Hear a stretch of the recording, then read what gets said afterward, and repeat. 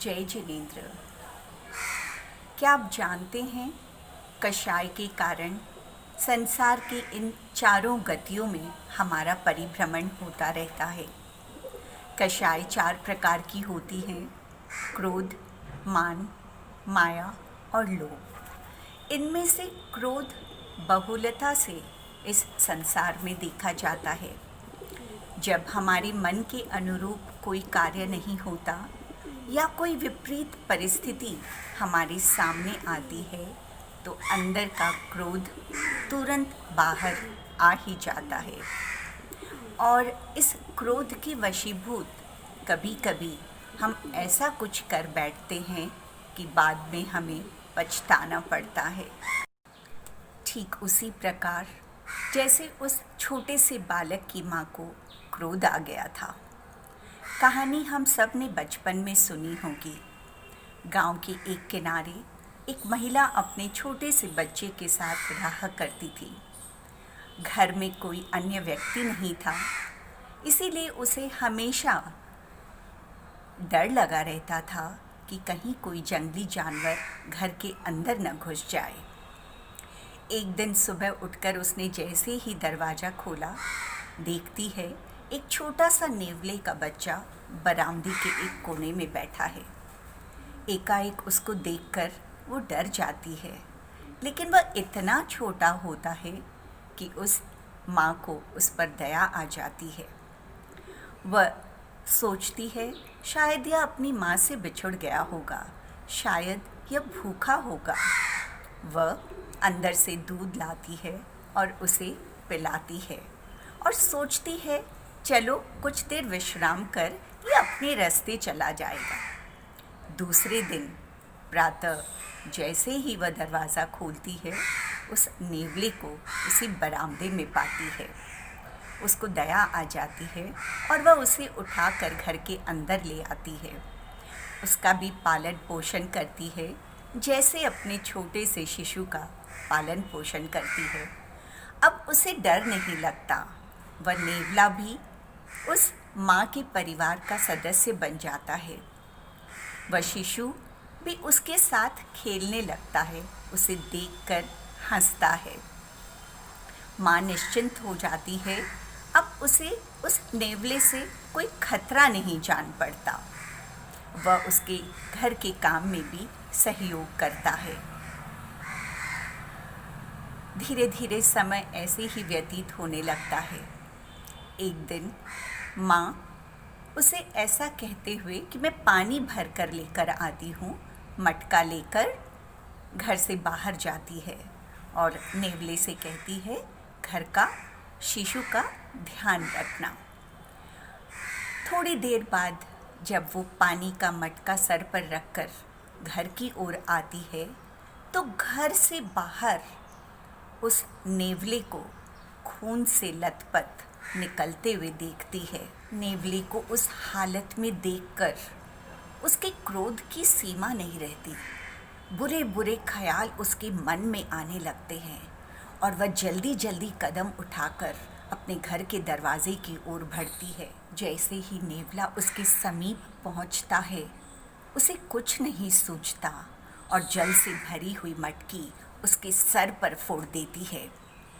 नेवले का काम वहीं तमाम हो जाता है और वह दौड़ती हुई अपने घर में प्रवेश करती है तो देखती है उसका बालक पालने में झूल रहा है, हंस रहा है और पास ही खून से लथपथ सांप के टुकड़े टुकड़े हुए हैं। सारी स्थिति भांप जाती है, लेकिन पछताने के अलावा कुछ हाथ नहीं लगता। वह नेवला तो माँ को सूचना देने के लिए दरवाजे से बाहर उसकी प्रतीक्षा कर रहा था कि बालक बिल्कुल सुरक्षित है, लेकिन उसके मुख पर खून को देखकर माँ से घोर अपराध हो गया। अनेकों बार हमारी भी स्थिति ऐसी ही हो जाती है।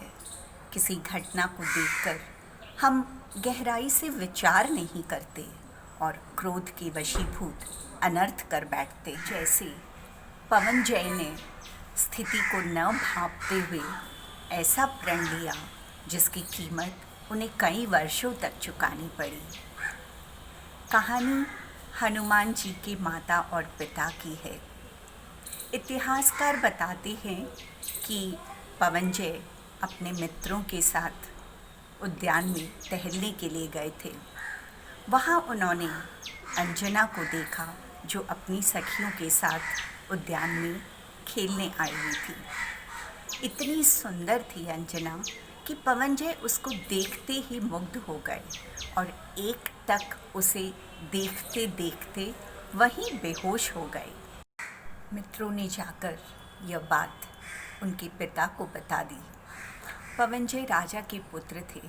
उन्होंने राजा से कहा, शादी करूँगा तो इसी लड़की से। उन्होंने कहा, तुम्हें एक से एक सुंदर लड़की मिल जाएगी, किंतु पवनजय की ज़िद के आगे उन्हें हार माननी पड़ी। संबंध तय हो गया और जिस दिन संबंध तय हुआ, पवनजय अपने आप को रोक नहीं पाए और अंजना से मिलने उनके घर की ओर चल दिए। रात का समय था। पीछे दीवार को फांदते हुए वह ऊपर बालकनी तक चढ़ गए। उन्होंने देखा अंजना अपनी सखियों के साथ कमरे में बैठी है। कुछ बातें चल रही है, हंसी ठिठोली चल रही है। सहेलियां उससे कह रही है, अच्छा यह वही लड़का है ना जिससे तुम्हारी सगाई पकी हुई है, जो तुम्हें बगीचे में देखते ही बेहोश हो गया था। देखो, शादी के बाद शायद होश में ही ना आए। पवनजय भी दीवार की ओट से सारी बातें सुन रहे थे। मन में विचार आया, मैं जिसके रूप पर इतना मोहित हूँ, इतना मुग्ध हो गया हूँ, वह कैसे अपनी सहेलियों के साथ मेरी हंसी उड़ा सकती है। सहेलियों की बात सुनकर उन्हें इतना गुस्सा आया कि उन्होंने प्रण ले लिया कि मैं अब इस अंजना से कभी बात नहीं करूँगा, उसे कभी देखूँगा भी नहीं। शादी तो होनी थी, शादी हो गई, लेकिन पवनजय ने अपने क्रोध के वशीभूत, अपने गुस्से के वशीभूत अंजना को देखा भी नहीं और कहते हैं शादी के 22 वर्ष तक उन्होंने अंजना से बात नहीं की। 22 वर्षों के बाद उन्हें अपनी गलती का एहसास होता है। वह लौट आते हैं, हनुमान जी का जन्म होता है और भी बहुत तरह की घटनाएं घटती हैं, लेकिन बहुत सारी विकट परिस्थितियों का सामना अंजना को और पवनजय को अपने जीवन में करना पड़ता है। क्या आपके और हमारे साथ ऐसा नहीं घटता?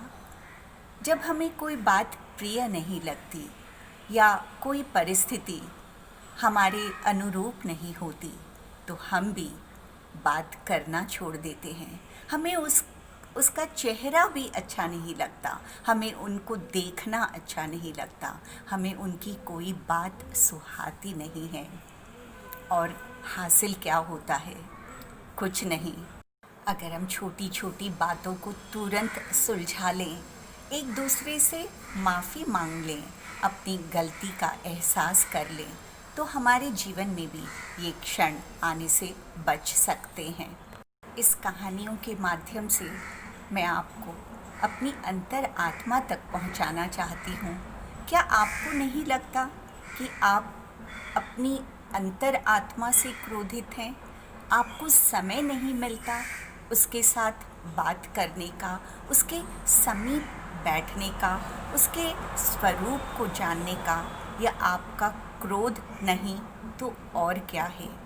हमने पर्युषण पर्व पर सबसे माफ़ी मांगी, अपने क्रोध की, अपने कृत पापों की, किंतु क्या हमने अपनी अंतर आत्मा से एक बार भी माफ़ी मांगी?